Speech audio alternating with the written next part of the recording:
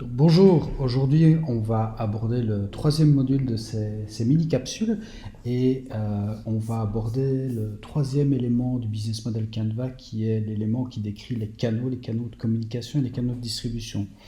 Mais juste avant qu'on commence, un bref petit rappel sur ce qui a été vu lors de la vidéo précédente. Donc, lors de la vidéo précédente, nous avons vu les éléments qui sont deux éléments essentiels au niveau du business model Canva, à savoir la proposition de valeur et la partie qui va décrire votre segment de marché.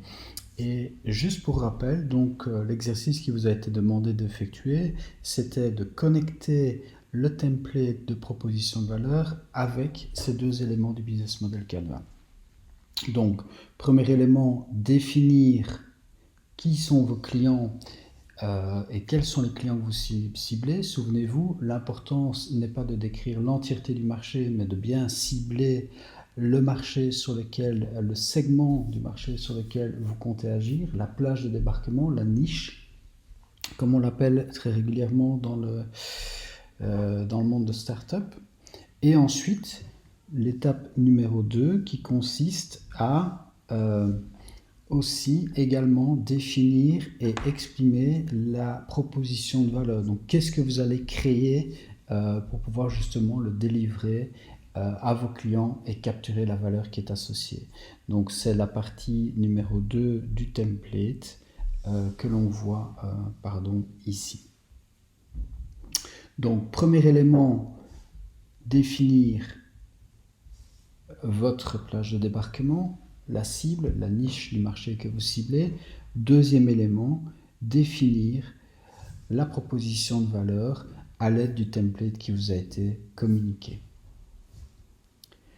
On va maintenant adresser un élément qui est très important également au niveau d'un modèle économique, qui consiste à décrire quels vont être les canaux de communication et les canaux de distribution que vous allez utiliser pour distribuer pour délivrer cette fameuse proposition de valeur à vos clients.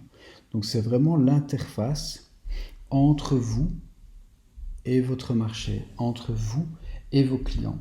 Comment est-ce que vous allez créer cette interface? Comment est-ce que vous allez mettre en place une interface qui va vous permettre de faire connaître votre produit, qui va vous permettre de faire connaître les services que votre future startup va développer, les faire connaître à vos clients et ensuite, une fois qu'ils sont connus, comment est-ce que vous allez les délivrer auprès de vos clients?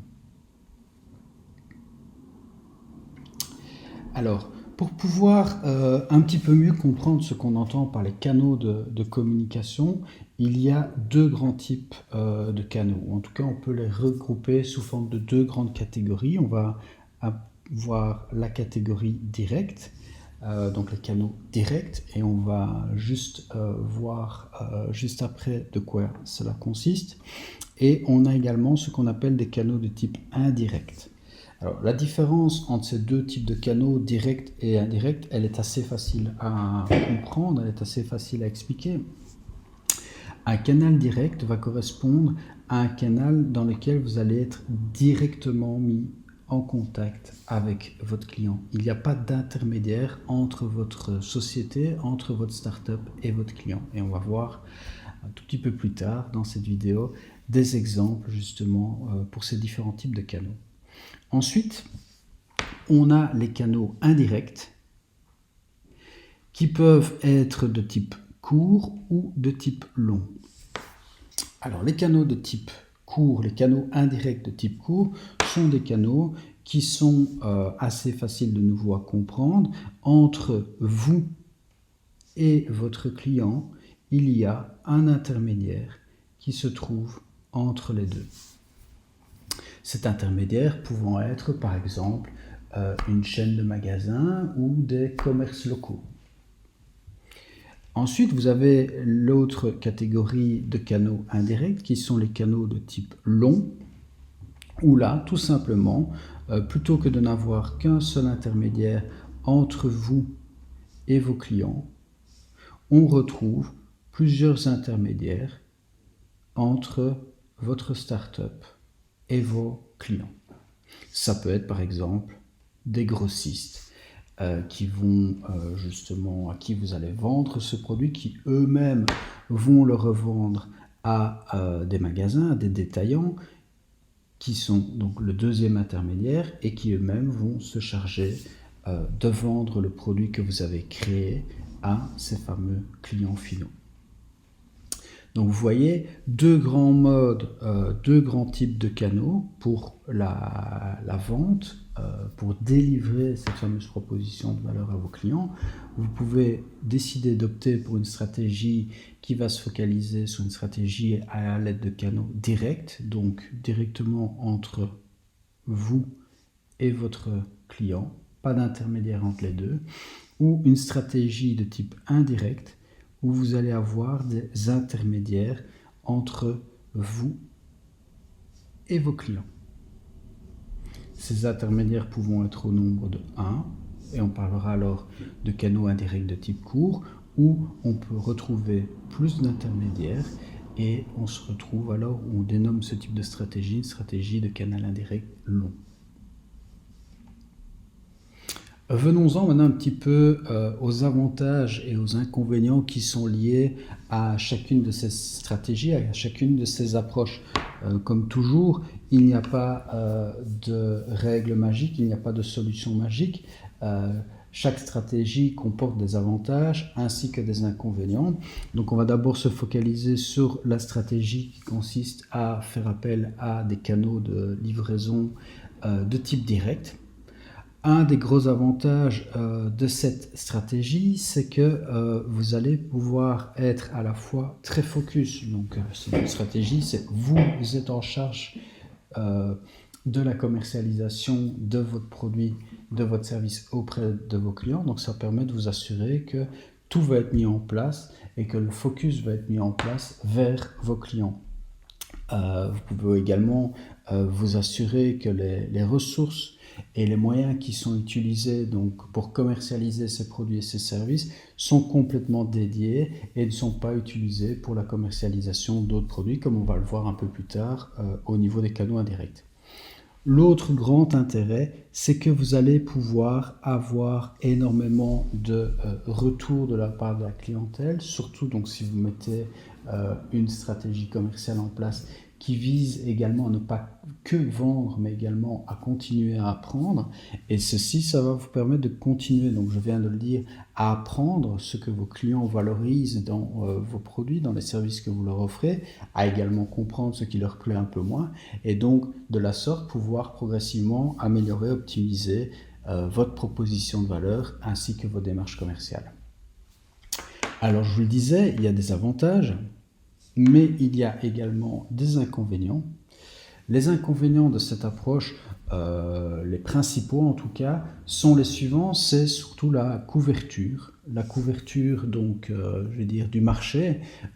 Développer des canaux directs, ça signifie qu'il faut développer, on va le voir juste après, une force de vente ou avoir ses propres magasins. Donc c'est beaucoup plus difficile et ça va nécessiter des coûts fixes plus élevés pour pouvoir justement s'assurer que vous êtes en train de couvrir l'entièreté du marché que vous ciblez. Et donc de nouveau, ça fait allusion et ça fait un lien direct avec ce qu'on discutait précédemment, à savoir l'importance de la plage de débarquement que vous allez choisir pour prendre position sur le marché, vouloir couvrir l'entièreté d'un pays. Vous vous souvenez de l'exemple de la plage de débarquement. Donc si les Alliés avaient dû directement libérer l'entièreté de la France, il ne faut pas avoir fait West Point pour savoir qu'ils n'y seraient pas arrivés. Ils ont choisi des plages de débarquement à partir desquelles ils ont rayonné.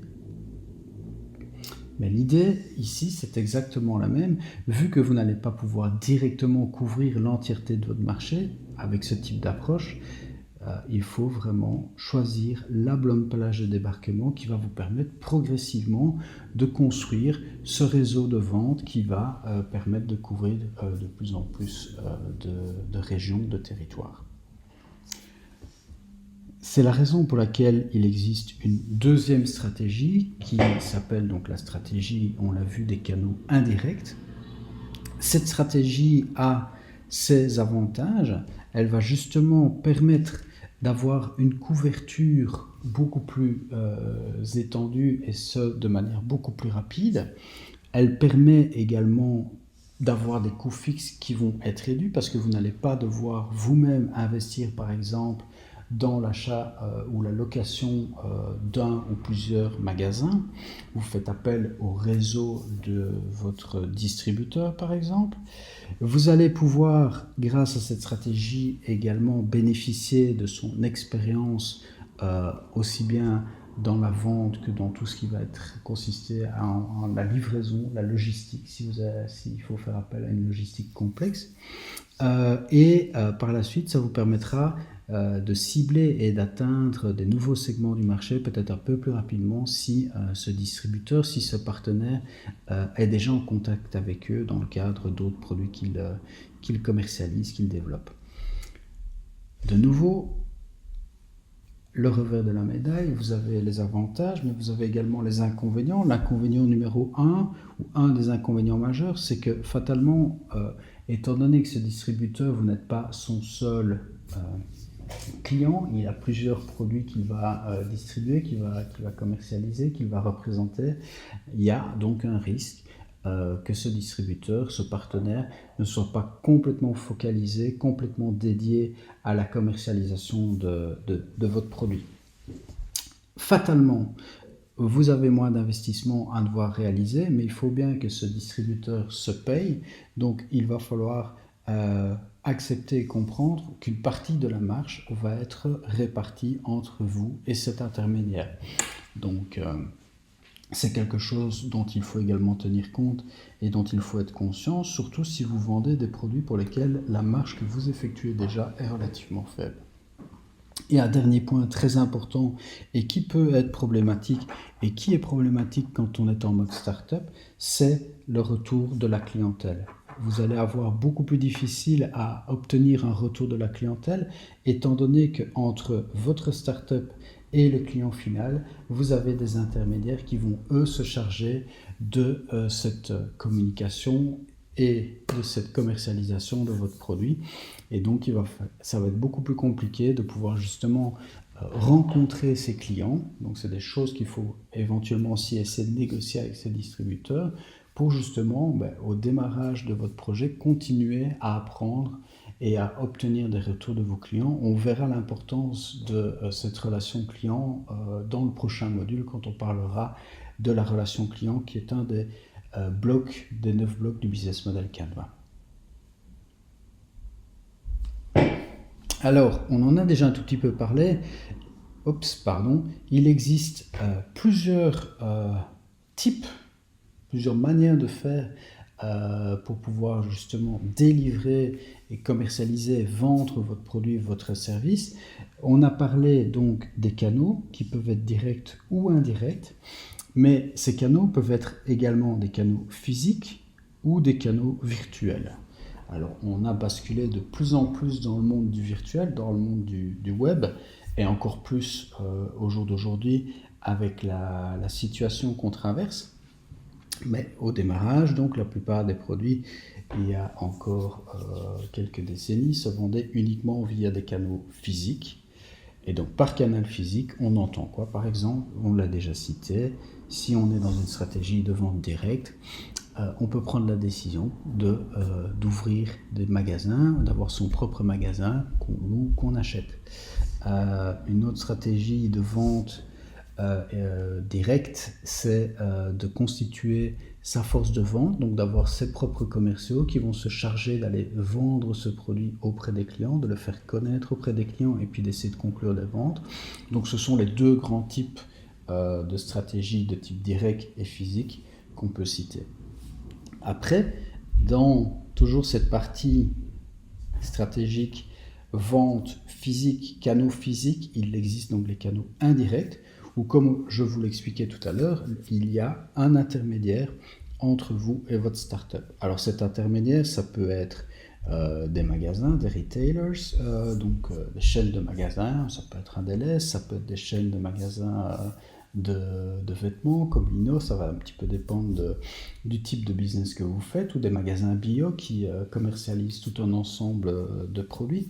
Ça peut être des distributeurs qui vont se charger de distribuer votre produit. Également, des indépendants, des freelances. Vous pouvez très bien faire appel à des indépendants qui, eux, se chargent de la commercialisation d'autres produits et qui vont en plus se charger de la commercialisation de vos propres produits, de vos propres services, et des intégrateurs. L'exemple typique étant Intel Inside.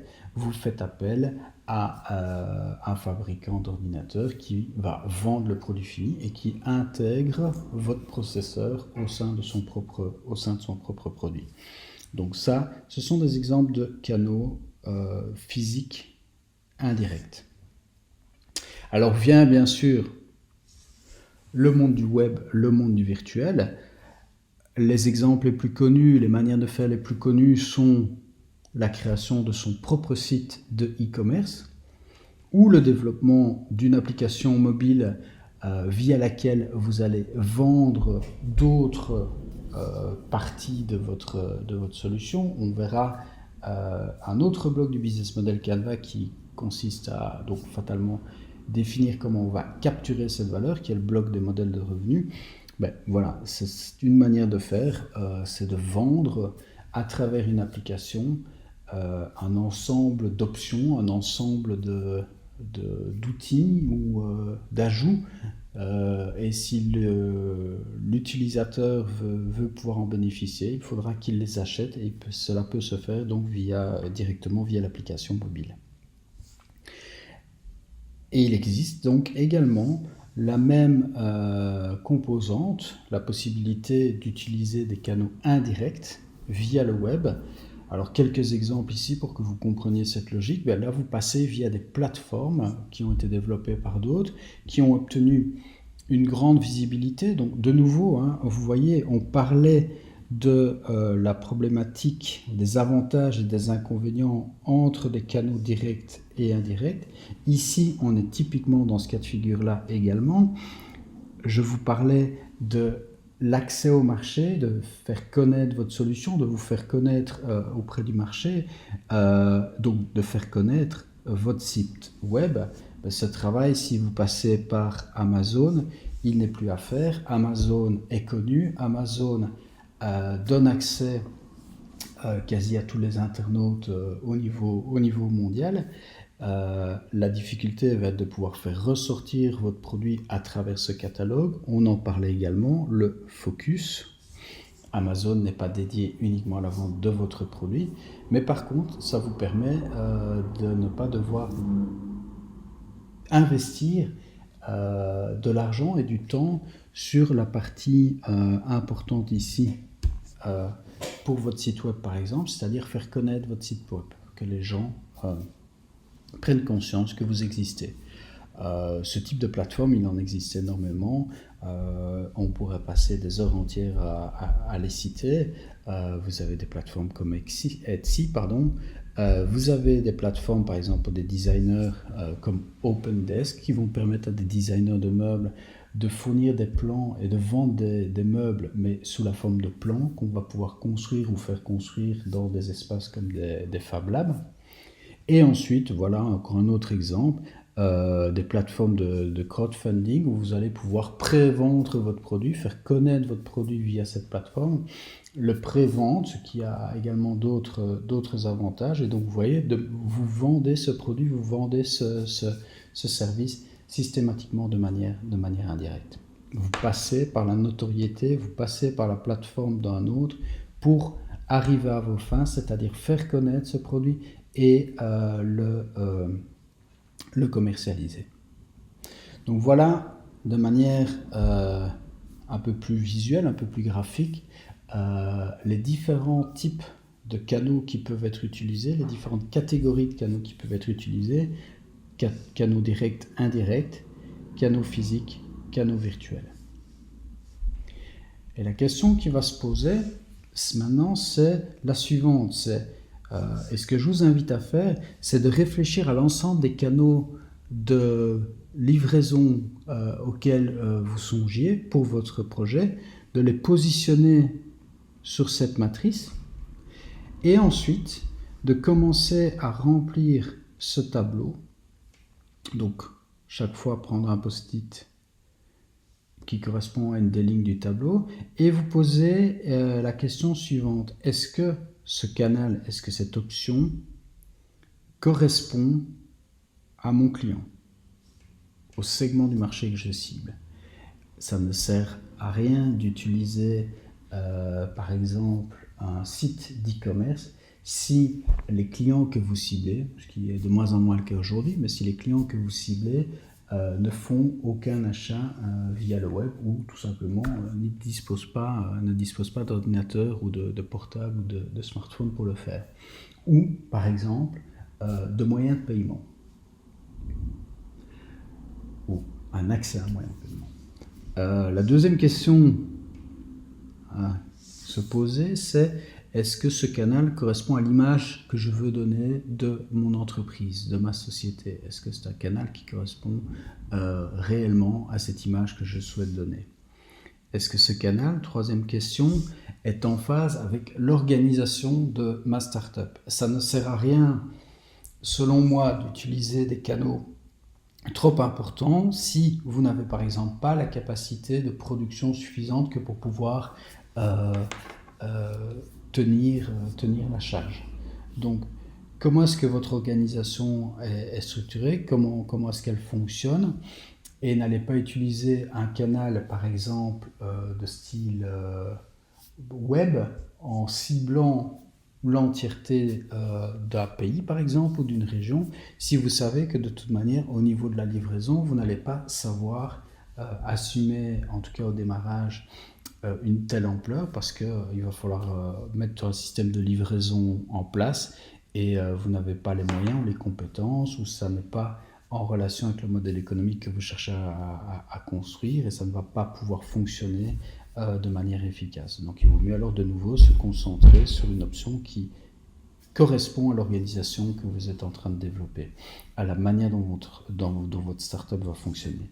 Et puis ensuite, fatalement, le nerf de la guerre, vos finances ou les finances qui sont à votre disposition. De nouveau, utiliser un système ou imaginer une stratégie qui reposerait par exemple sur la location de plusieurs points de vente. Elle est probablement une stratégie qui dans certains cas ne va pas pouvoir fonctionner et dans d'autres bien, tout simplement parce que les moyens financiers qui vont devoir être mis à disposition, ne fût-ce que pour louer ces espaces, sont beaucoup trop importants au regard de la taille de votre startup et de votre entreprise. Donc l'idée, c'est vraiment de commencer à identifier sur base de cette matrice les canaux auxquels vous aviez songé, auxquels vous avez pensé, et puis ensuite d'utiliser ce tableau pour peser un petit peu le pour et le contre, pour voir un petit peu les avantages et les inconvénients d'une option par rapport à une autre, pour pouvoir ensuite en choisir une sur laquelle vous allez vous focaliser. Alors, une fois que les canaux ont été choisis, une fois que le canal a été défini, que ce soit un canal direct ou un canal indirect, il faut bien vous rendre compte encore d'une chose, c'est que la vente d'un produit se fait en plusieurs étapes. Alors on s'est typiquement concentré sur ces deux parties ici jusqu'à présent, c'est-à-dire comment est-ce que vous allez permettre à vos clients d'acheter votre produit et comment ce produit va être livré. Mais avant ça, il y a deux étapes critiques qui sont l'étape de faire connaître ce produit. Il faut que les clients puissent prendre conscience que votre produit, votre service existe. Et ensuite, comment peuvent-ils faire pour pouvoir évaluer ce produit? Qu'est-ce qui peut être mis en place pour pouvoir évaluer le produit? Alors, on va parler des différentes stratégies. Donc, de nouveau, dans les stratégies, l'idée n'est pas de faire un cours de marketing en long et en large, mais de vous donner un petit peu quelques éléments clés. Donc, faire connaître son produit, c'est typiquement du marketing. On parle de marketing, il s'agit de marketing ici. Comment est-ce que vous allez pouvoir faire augmenter la connaissance de ce produit auprès du segment de marché que vous ciblez? Vous le voyez ici, Et de nouveau, il aurait fallu des dizaines de diapos pour montrer toutes les tactiques ou les stratégies marketing qui permettent de réaliser et d'atteindre cet objectif. Le point critique et le point clé à entendre et à comprendre, c'est exactement toujours la même chose, c'est le focus, le focus, le focus. L'objectif n'est pas de commencer à essayer de faire un petit peu de Facebook, avec un petit peu d'Instagram, avec un petit peu de YouTube, un petit peu de newsletter, avec une stratégie d'optimisation de recherche sur les moteurs de recherche comme Google, de la publicité Facebook, de la publicité TV, travailler avec des influenceurs d'opinion, être présent sur des stands à des foires. Bref, vous voyez, il existe plein de manières différentes pour pouvoir faire connaître son produit. L'objectif de nouveau ici, tout comme pour le choix de votre canal, qu'il soit direct ou indirect, c'est de vous focaliser sur le moyen qui correspond à vos clients, qui correspond à l'image de votre entreprise, que vous voulez donner de votre entreprise, qui correspond à la manière dont votre entreprise est structurée et qui correspond également à votre niveau de finance. De nouveau, le focus est ultra important, on en a déjà parlé, parce que si vous cherchez à courir derrière plusieurs lièvres à la fois, vous n'allez en attraper aucun. Mais c'est exactement la même problématique à laquelle on est confronté quand il s'agit de choisir ces canaux de communication et de distribution. Votre objectif, gardez bien ça à l'esprit, c'est de ne pas courir 5 lièvres en même temps, c'est d'en choisir un, celui qui vous paraît être le plus pertinent, de tester, d'apprendre et à un moment donné d'éventuellement décider qu'il va falloir pivoter, qu'il va falloir changer d'angle d'attaque parce que l'option choisie n'est finalement ou ne se révèle pas la bonne. Le dernier petit élément et le dernier petit conseil que je souhaite partager avec vous par rapport à ce bloc des canaux, c'est de vous charger de la commercialisation par vous-même. Ça va vous permettre d'apprendre et d'avoir énormément de feedback, de pouvoir affiner progressivement cette stratégie de vente. Si vous n'êtes pas véritablement à l'aise avec ça, essayez de vous faire accompagner, mais ne laissez pas faire ça par quelqu'un d'autre. C'est vraiment une étape au démarrage d'une startup qui est indispensable, que vous devez garder, que vous devez continuer à faire par vous-même pour pouvoir justement continuer à apprendre, continuer à améliorer votre produit et comme l'explique très bien Steve Blanks dans son approche de développement clientèle et dans son approche Lean Startup, c'est ça qui va vous permettre progressivement de créer l'algorithme, de créer le script de vente, le script de communication que vous allez pouvoir alors externaliser auprès d'un distributeur, auprès d'une société de communication ou que vous allez tout simplement pouvoir enseigner auprès de vos équipes de vente, auprès de vos propres commerciaux. Donc voilà, donc l'objectif d'ici demain, c'est donc de réaliser cette micro-analyse qui consiste à identifier les différents canaux auxquels vous aviez songé. Vous posez la question de quel canal semble être le plus approprié, de manière à choisir le canal qui fait sens pour vous, de faire de même par rapport aux étapes qui viennent en amont, qui consistent à faire connaître votre produit, et ensuite de compléter ce troisième bloc du business model Canva. Voilà, je vous souhaite à toutes et tous une belle fin de journée et on se revoit demain pour la suite de ces micro-modules. À bientôt, au revoir.